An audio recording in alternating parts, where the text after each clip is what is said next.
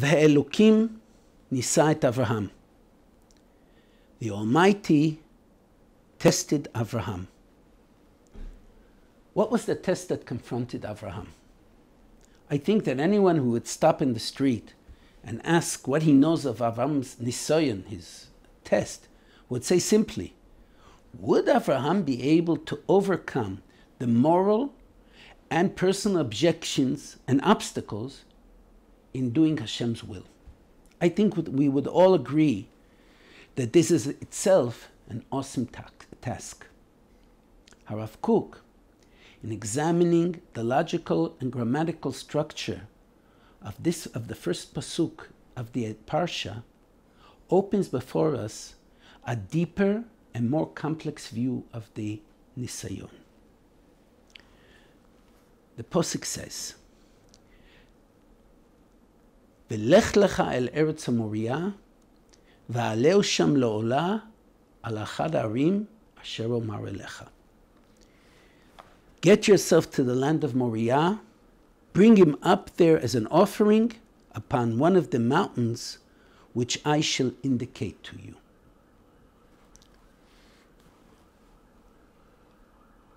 There is, grammatically, the words that come in the end of the pasuk, al achad ha'arim, really belong earlier on in the pasuk, together with the words Eretz HaMoriah. All these words together define the place that was chosen to be the setting of the Akedah. And the question arises, why are the two descriptions of the setting place of the Akedah set apart from one another?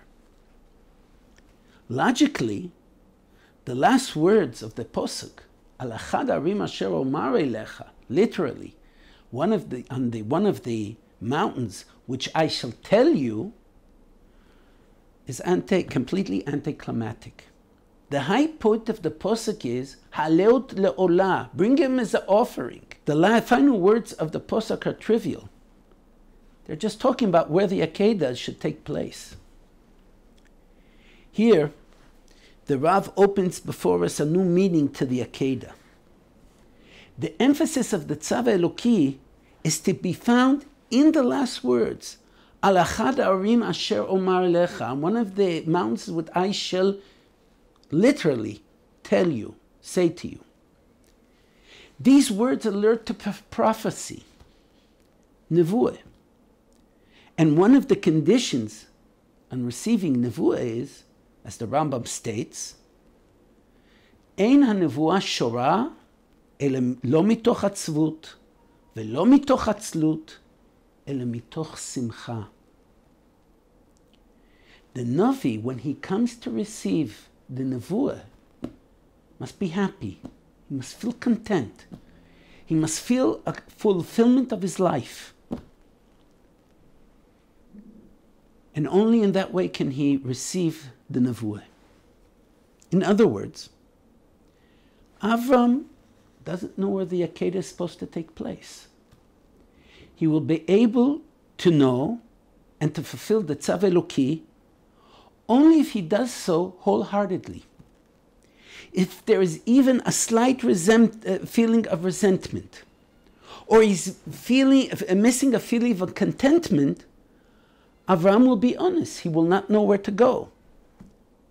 The test of the Akedah is not only to do the Maaseh, to offer his son, but the test of the Akedah is contingent on him being completely accepting and identifying with the Tzav Eloki.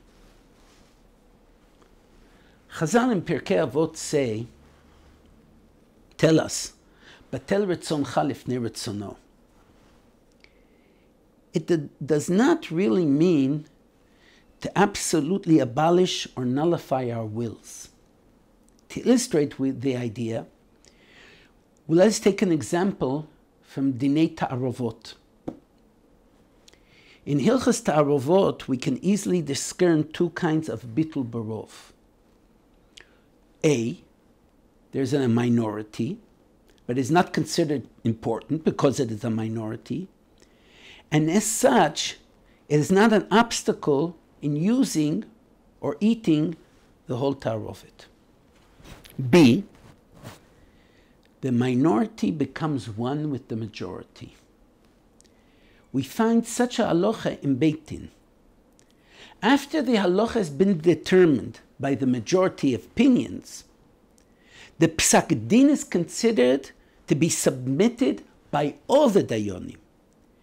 The minority opinion has changed and conforms with the others. In the Akedah, Avram Avinu cannot nullify his natural love of Yitzchak, who is his son. Just the opposite.